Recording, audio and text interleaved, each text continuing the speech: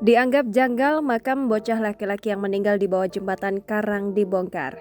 Makam seorang bocah laki-laki yang meninggal ditemukan dalam posisi tertelungkup di bawah jembatan Karang Jalan Merdeka beberapa waktu lalu dibongkar pada Senin 25 Oktober 2021. Makam bocah laki-laki itu adalah makam Medon berusia 14 tahun, warga Jalan Temon Lorong, Kuto Batu, Kelurahan 27 Ilir yang ditemukan meninggal di dalam kondisi memakai celana pendek dan tertelungkup pada 11 Oktober lalu. Sejak pukul 7.30 waktu Indonesia Barat, pihak keluarga sudah melakukan pembongkaran makam di TPU Puncak Kuning. Pihak keluarga telah melakukan pembongkaran dan hendak melakukan otopsi pada jenazah korban. Setelah menemukan beberapa kejanggalan usai kejadian, pihak keluarga hendak melakukan otopsi.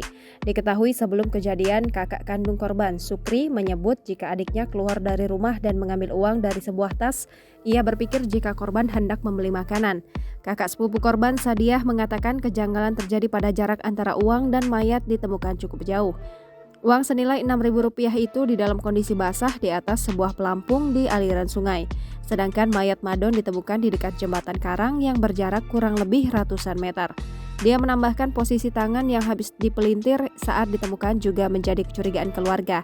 Selama 2 pekan Madon dimakamkan, pihak keluarga timbul curiga dan meminta untuk dilanjutkan dengan penyelidikan atas kematian Madon. Kenapa keluarga baru kemudian menuntut adanya proses hukum? Menurut Sadiah, saat itu keluarga sedang panik dan masih dalam suasana berduka. Namun sekarang keluarga menuntut keadilan atas meninggalnya Madon jika terbukti ditemukan kekerasan. Jangan lupa subscribe, share, komen, dan like ya!